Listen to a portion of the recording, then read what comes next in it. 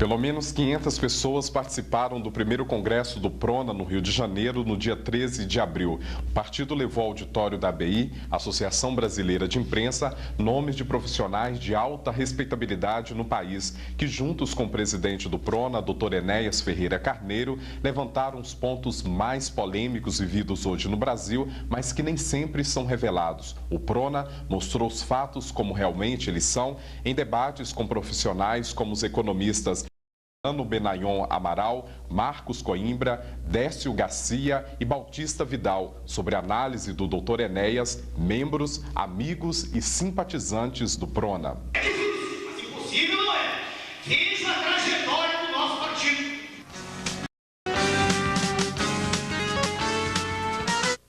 As ideias como instrumento de subjugação e libertação. No Brasil está havendo a manipulação das pessoas através da mídia para que elas acreditem numa realidade que não existe. A afirmação é do economista e ex-diplomata professor Adriano Benayon Amaral, que abriu a série de debates do primeiro congresso do PRONA no Rio de Janeiro. Um dos exemplos citados por ele como enganação é a ideia da economia de mercado. Após algum tempo de competição, se o mercado for deixado por conta de si próprio, surge a situação em que a empresa toma conta do mercado. As pessoas são levadas a acreditar que estão empobrecendo. Todo mundo coloca a culpa no mercado, mas o mercado tem dono. Ele foi manipulado pelos grupos dominadores, alerta o professor Benayon. É por meio da ideia que se exerce a dominação no mundo. E a essência da chamada ordem internacional de hoje é essa. É não só explorar, exterminar, praticamente arrasar com povos, nações, territórios, rebentar o território, esvaziar dos seus recursos naturais, acabar com a população, etc, etc. Dentro do processo de manipulação são inventados uma série de conceitos, como cooperação internacional, abertura de mercado, globalização, liberalismo. Nomes bonitos, mas abstratos. Muita gente nem sabe do que se trata. Pense rápido e responda. Você sabe o que significa PIB? As estatísticas revelam que o conceito é falso. O produto interno bruto também é enganação. Tudo que nós discutimos hoje de economia, nós temos que primeiro mostrar que está havendo uma enganação. O conceito é falso. Existe um ponto de virada embutido em todo o discurso que se dá sob a alegação de ciência econômica. E pior ainda, essa ciência política que é mais falsa ainda, que se detém apenas na superficialidade. Não vê que o fenômeno político está inteiramente regentado e subordinado pela grana pesada. Na outra parte da palestra, o professor Adriano Benayon destacou a dependência financeira e tecnológica. O país está enterrado nos últimos anos numa dívida muito mais espantosa do que é divulgado. Um exemplo é o Tesouro do Estado de São Paulo. Hoje, a arrecadação do Estado não chega a 20 bilhões de reais, segundo o professor Adriano Benayon. Mas só a dívida é ainda muito inferior aos juros da dívida. Se o Estado de São Paulo colocasse toda a arrecadação que recebesse para pagar os juros da dívida, ainda assim, a dívida continuaria a aumentar. E nem um funcionário público receberia salário em São Paulo, nem emprego seria usado pelo Estado. É uma situação desse tipo, de tal modo que eu digo que o governador de São Paulo, o Tesouro e dos outros estados e do Brasil, e do setor das finanças, qualquer um que detém as finanças públicas no Brasil, hoje, na situação em que o modelo econômico que foi posto aqui criou, todos eles têm que pedir bênção ao mendigo, tomar a bênção do mendigo, porque o mendigo está numa situação financeira bem superior. Não deve nada a ninguém, né? Na situação em que se encontra o Brasil, as empresas poderosas têm como mandar as fortunas para o exterior. Tudo é enganação, ressaltou mais uma vez o professor. Tudo é enganação, você tem que fazer, mas como o tema é enganação, de certa maneira, eu estou dentro do tema.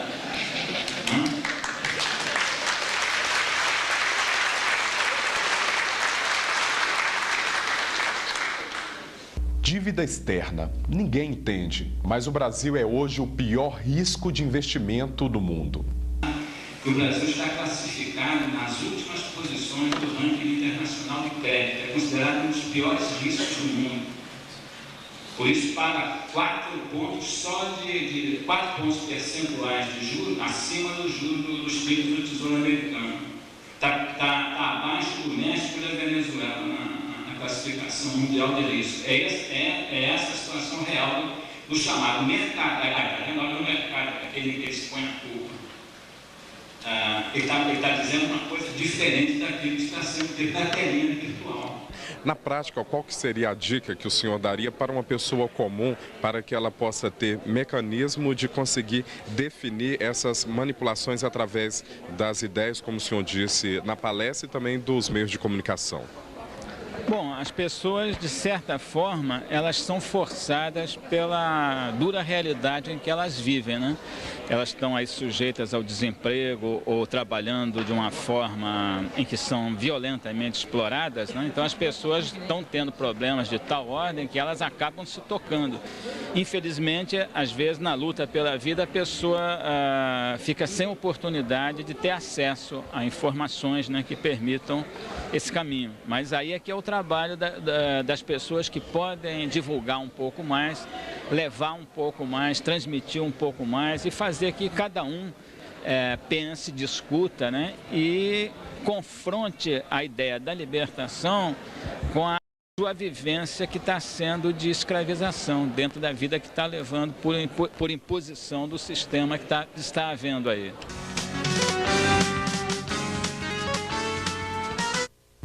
Economia brasileira, farsa e realidade, foi o tema da segunda palestra ministrada pelo também economista Marcos Coimbra, que reforçou: a farsa que vivemos é vendida pela mídia. O economista usou dados fornecidos pelo próprio governo para comprovar as afirmações que você começa a ver a partir de agora.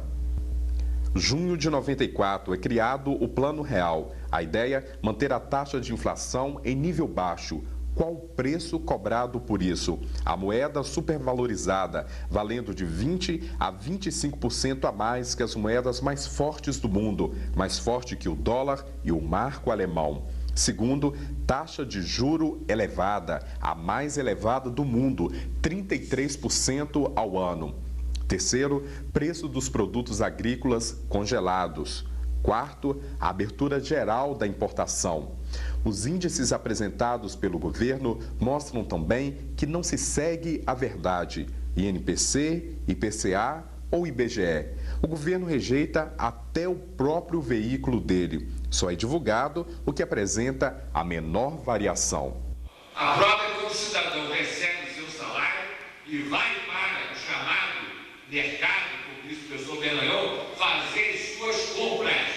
Se ele mantiver a mesma cesta de mercadorias, a mesma quantidade, aí ele vai ver qual é a verdadeira inflação. Ele vai verificar que os preços aumentaram muito mais do que essa taxa anunciada oficialmente pelo governo. Forças capitalistas que impõem regras de um jogo que deve ser seguido pelos países considerados por eles mais fracos. O grupo chamado de trilateral, Estados Unidos, Japão e Alemanha. A ideia é garantir o poder para manter as riquezas. Entre as regras está o Consenso de Washington. Desde 1989, vários países estão seguindo a ordem dos mais poderosos. Para garantir a manipulação das ideias, nomes de figuras consideradas de poderes estão cumprindo ordem para garantir a manipulação. Existem de 3 a 4 figuras de poder em cada país da América Latina. Vamos citar alguns nomes que compõem esse staff fundador. Vamos ver se vocês conhecem. Eu vou citar nomes. Fernando Henrique Cardoso. Conhece? Conhece. Roberto Tirita, presidente da editora Abril. Celso Laffer, ex-ministro das Relações Exteriores. José Bidlin, presidente da Metalec, cotado a todo momento para ser ministro de alguma coisa do governo brasileiro. É coincidência? Não. Isso é em termos de Brasil. Agora, em termos de outros países da América, eles têm 3, 4, 5 figuras de proa de cada país da América Central e da América do Sul. Querem ver um exemplo? Peru, Mário Vargas Llosa, conhece? O atual governo, em época de campanha, prometia 5 prioridades: saúde, educação, transporte, segurança e trabalho. Mas o que vem acontecendo com cada uma dessas áreas? O professor Marcos Coimbra ressalta a situação de cada uma com fatos e dados fornecidos pelo próprio governo. Saúde. Os hospitais públicos eram considerados escolas. Hoje, quem entra no hospital público não sabe se sai com vida. Um exemplo, a morte de mais de 40 pacientes de hemodiálise em março e abril em Caruaru. Os salários do setor são também irrisórios e o superfaturamento e a autorização de internação hospitalar revelam fraude em todo o país. Na educação, o professor Marcos Coimbra apontou vários dados, mas preferiu definir: o setor está falido. Segurança. O retrato do que se vive pode ser visto na frase do chefe da Polícia Civil do Rio de Janeiro, Hélio Luz. O sequestro do filho do presidente da Federação das Indústrias do Rio de Janeiro não deixa de ser uma forma de distribuição de renda. Quando o chefe da Polícia Civil de um estado como o Rio de Janeiro fala isso, meus amigos, é muito difícil pensar em criar segurança. Transporte. A avaliação do setor, segundo o professor Marcos Coimbra, não está só no que precisa ser feito, mas principalmente no estado em que se encontra a malha rodoviária do país, praticamente destruída. Trabalho. São os dados que revelam a situação do Brasil. Mais de 12 milhões de desempregados. A população desocupada cresceu nos 3 primeiros meses de 96, 18,5%. Só o estado de São Paulo tem 1.100.000 desempregados. O retrato é o mesmo em todo o país, enquanto o Brasil precisa ter por ano 2 milhões de novos empregos para abastecer os jovens que chegam ao mercado de trabalho. Outros dados dão para avaliar a questão do emprego no atual governo. Existem hoje no país 100.000 engenheiros desempregados e entre todos os tipos de trabalhadores, 57% trabalham sem carteira assinada. Diante desse quadro apresentado, o professor Marcos Coimbra fala ainda sobre privatização e ressalta: o setor público já foi credor, não precisamos vender nada. Os estrangeiros dispõem-se a investir no Brasil, gastar no Brasil, comprando todos os estatais, até 70 bilhões de dólares. Inclusive a propina dada aos delegantes do governo, poder executivo, poder legislativo, poder judiciário, etc. Os senhores sabem quanto é que vale as ações, o controle acionário das principais ações estatais na Bolsa? 25 bilhões de dólares. E se quisessem comprar essas empresas estatais pelo valor total, daria 50 bilhões de dólares. Agora, eu pergunto ao senhor, é necessário isso? Não. Por quê? O setor público, no passado, já foi credor, já foi tractário em 6% do PIB, na década de 70. Então, ele tinha um saldo positivo de 6%.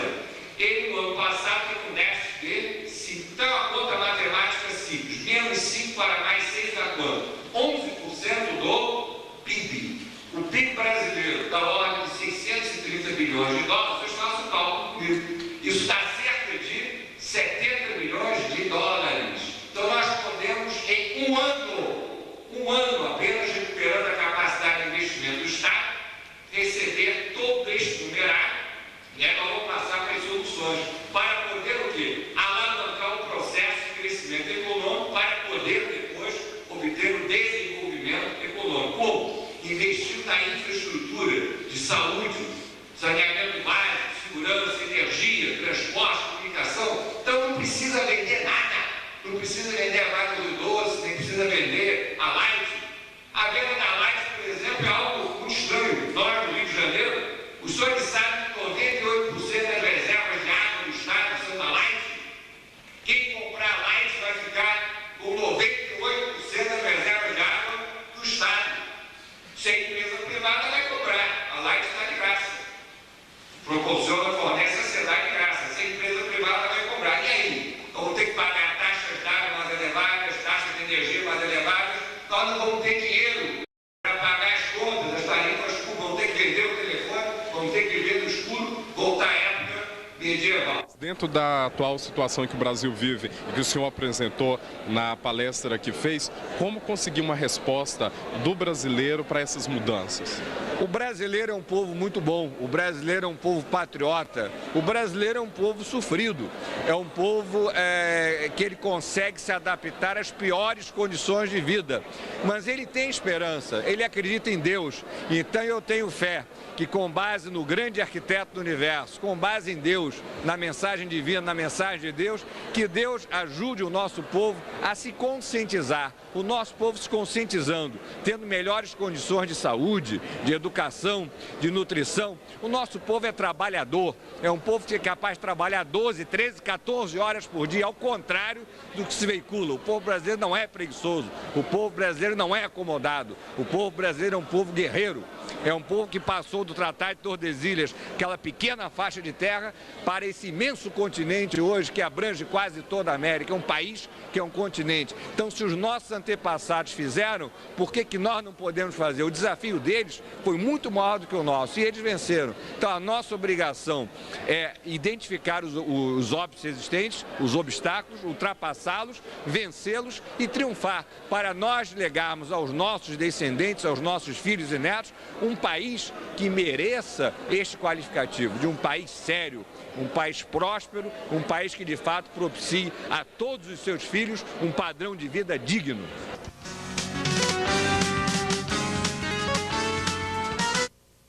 Você confere a partir de agora outros momentos importantes no primeiro congresso do Prona no Rio de Janeiro e ainda uma entrevista especial. Convido o general Padrão para uma mensagem civil.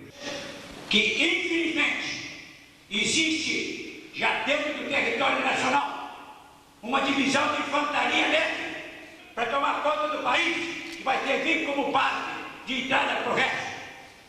Eles vieram para aqui ajudados por um indivíduo inescrupuloso, que foi o outro presidente da República, o Collor, que deu um terreno para os Yanomamis no valor de um estado do Rio de Janeiro, para 3.300 homens. Eles não têm coragem de enfrentar, mandar uma força-tarefa, tomar a Amazônia, porque seria um escândalo para o mundo inteiro. Mas eles vão tomar e vão detalhar. Então é preciso que nós acabemos com esse negócio. E para isso, a representante aqui do Congresso, eu peço que casse imediatamente a terra dos Yanomamis, expulse esses Yanomamis, porque não são índios brasileiros. O nosso maior inimigo é a nossa própria vontade de acomodação. Porque o que está acontecendo com o Brasil é uma coisa inacreditável. Olha, em 1920, na década de 20, eram os ingleses que faziam com que o Brasil não progredisse. Naquela época, os tenentes, vendo que os generais não tomavam providência, os tenentes se insurgiram e criaram revoluções em cima de revoluções. E agora falta o quê? Em decorrência disto, apareceu Getúlio Vargas, que aí começou então a se ter no Brasil a consciência do direito social do homem, do brasileiro, do trabalhador, a querer acabar com tudo aquilo que o povo brasileiro conseguiu e ainda mais, com tudo aquilo que os governos conseguiram fazer pelo Brasil. Alguma coisa foi feita e estão destruindo tudo aquilo que foi feito, estão entregando tudo isto ao estrangeiro para o Brasil ficar um país pertencente aos estrangeiros com o povo brasileiro apenas com uma espécie de povo sem pátria, vivendo na própria pátria. O que é preciso fazer para mudar isso então? É preciso que jovens como vocês trabalhem no sentido de que todos todos os elementos, como vocês, estejam conscientizados de que não podem esperar que o estrangeiro nos ajude. Nós é quem temos que nos ajudar.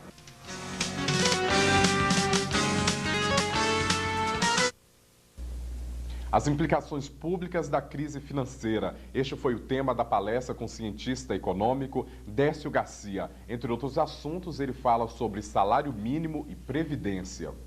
É preciso garantir a informação à população sobre as questões econômicas, alertou o professor Décio Garcia. A mídia, segundo ele, distanciou os brasileiros da discussão da economia com os termos técnicos usados pelos jornalistas desinformados. Plano Real. Anterior ao plano, em 92 e 93, a inflação era crescente e não mudou de uma hora para outra, como se fez em junho de 94 com a implantação do plano, disse o professor. A inflação encontra sempre os perdedores de renda, os assalariados e pequenos empresários. O professor Décio Garcia disse que uma dica para os sindicatos é que o momento certo de se fazer greve é quando o governo diz que vai aumentar os impostos, momento em que ele transfere renda para o Tesouro, bancos e grandes aplicadores. E alguém tem que perder, no caso, os assalariados. Então, o sistema econômico, com inflação, aquele movimento de preços requer que alguém, em determinado momento, pare, aceite aumento de custos, sem aumento de preços.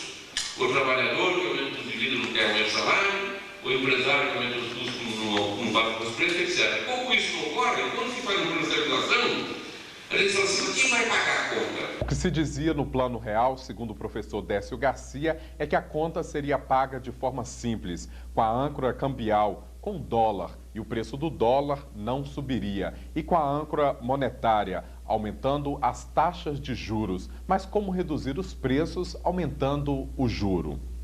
Bom, o governo fez o seguinte, inicialmente ele reduziu o câmbio, mas não reduziu o câmbio assim, bom, tem que aumentar o preço do dólar e não aumenta. Foi diferente. O preço do dólar no dia 1º de julho deveria ter subido, se acompanhasse a inflação, de R$ 1,20 por dólar. Ele caiu para 83 centavos. O que aconteceu? Ora, claro que os produtos estrangeiros ficaram todos mais baratos aqui dentro. E claro que o exportador que vendia $1 em um produto qualquer, em vez de receber 1,20, passou a receber 80 centavos.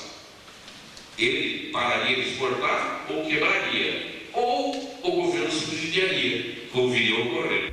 O governo deve, mas de onde saem os juros que o governo paga aos exportadores? Do dinheiro dos hospitais, denuncia o professor Décio. Mas tem dinheiro nos hospitais? Claro que tem. A Constituição criou impostos só para atender a saúde e assistência social, seguridade, mas especificamente para ele, porque os outros não precisam. A Constituição criou impostos que estão dando por mês 2 bilhões de receita, ou COFINS e contribuição de lucro. A saúde está recebendo 700 milhões por mês. Ela precisava, para botar em ordem o sistema de saúde, 1 bilhão e 200. A arrecadação é de 2 bilhões, eles dão 700.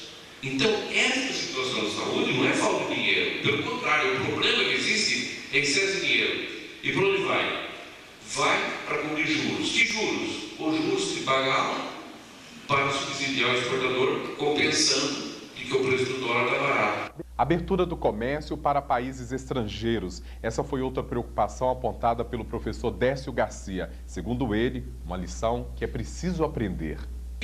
Aliás, essa lição de impedir que os estrangeiros adquirem a produção é uma lição que aprende dos Estados Unidos, do Japão, da Alemanha, da Inglaterra. Sempre eles fizeram isso. Não deixar invadir. Aqui no Brasil, de repente, não deu abrir o comércio. Então, a redução de tarifas foi uma coisa completamente irresponsável. Era no programa desse partido aí, porque eles diziam que defesa da indústria era, como é que se diz, saudosismo dos anos 50. Não, se você não defende a indústria, entra o produto estrangeiro a preço mais barato em qualquer país do mundo. Reformas. Uma outra farsa montada pelo governo, segundo o professor Décio Garcia. Para ele, a reforma da Previdência, por exemplo, está por trás de propaganda enganosa. As notícias de que para cada beneficiário da Previdência existem 2 contribuintes é uma inverdade. A Previdência é uma situação muito boa, está com superávit de 10 bilhões na Previdência Rural, Previdência Social urbana.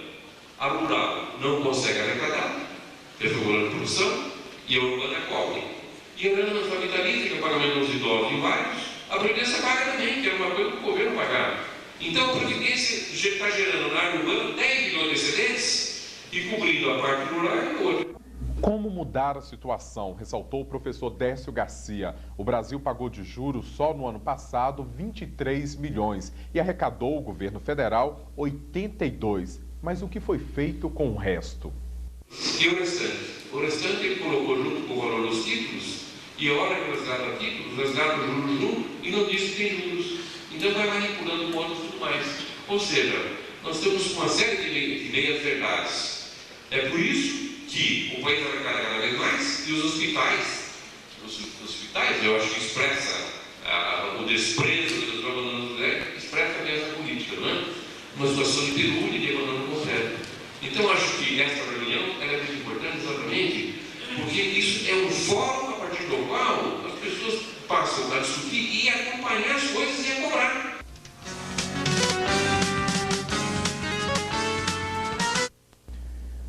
Brasil, civilização do terceiro milênio. Para onde caminha o país? O que nos espera? O que pode ser mudado? O tema encerra a série de palestras no Congresso com o professor Bautista Vidal.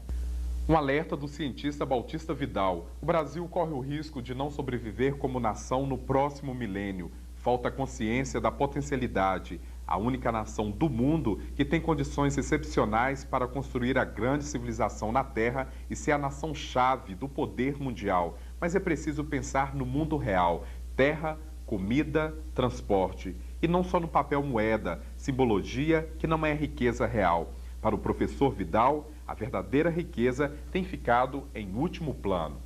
As coisas vão avançando de tal maneira que as próprias moedas nacionais deixaram de existir, como o caso do México e da Argentina do Brasil. Essa questão da paridade do dólar não conversa fiada. O que existe aí é esta moeda falsa internacional que comanda a economia brasileira e o Brasil não tem nenhum poder de medir qualquer política, seja financeira ou econômica. Energia é fundamental, mas é ignorada. O carvão que ainda é usado no mundo está provocando o efeito estufa. As organizações mundiais do meio ambiente exigem uma redução de 80% no uso do carvão mineral. Mas um alerta, mais de 82% da energia elétrica consumida nos Estados Unidos é garantida pelo carvão mineral. Eles queimam 600 milhões de toneladas por ano do carvão. Agora, como é que os Estados Unidos vai reduzir em 80% a base da produção de 82% da sua energia elétrica? Como? Não tem saída. Pior ainda no Japão, na Alemanha, para não dizer muitos outros. Nós temos um paraíso fantástico e eterno de energia para nos abastecer e transformar na nação mais rica do mundo, riqueza verdadeira, real, estratégica, para sempre. Então, evidentemente, os países hoje ricos, hegemônicos, ditos ricos, hegemônicos, principalmente, todos eles situados em regiões temperadas e frias do hemisfério norte, não têm essa disponibilidade. A sua situação é desesperadora.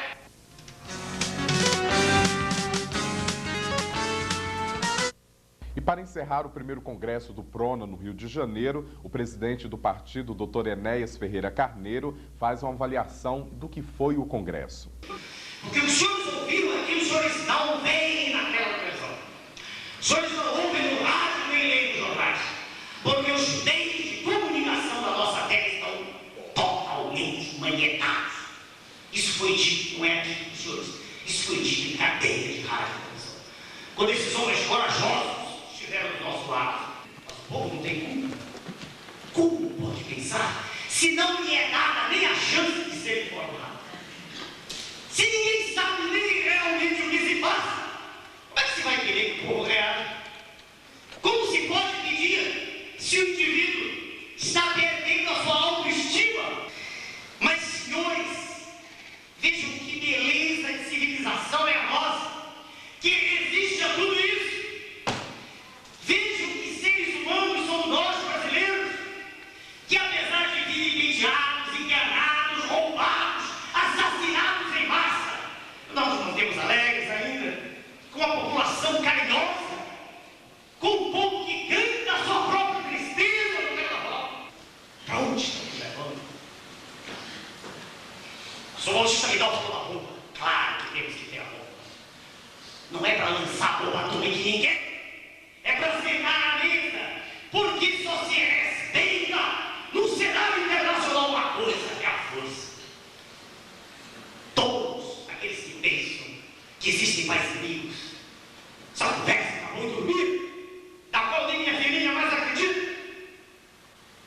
Há um jogo de interesses brutal. E o Brasil, esse gigante gigantesco, esse gigante enorme, esse gigante adormecido tem, adormecido, claro, não pode tirar do seu subsolo a riqueza brutal que ele tem. Trilhões inimagináveis, eu não vou ter não uma cifra grande, de dólares em ouro. Quanto em manganês, quanto em titânio, quanto em nióbio, quanto em base. Não, temos que ficar como cegos, de cabeça baixa, sorrindo, com um sorriso alvar. Sabe o que quer dizer um sorriso alvar? Não é de dentes alvos, não. É um sorriso de asno, que tem nosso presidente da República. Se a população soubesse realmente o que se passa, soubesse tudo que foi dito aqui, haveria uma convulsão imediatamente. Só isso, eles não conseguiriam se manter no poder. Eles só se mantêm no poder porque mentem. Continue gravando, mentem. O senhor acredita que o que deve ser feito, então, para poder acabar com isso?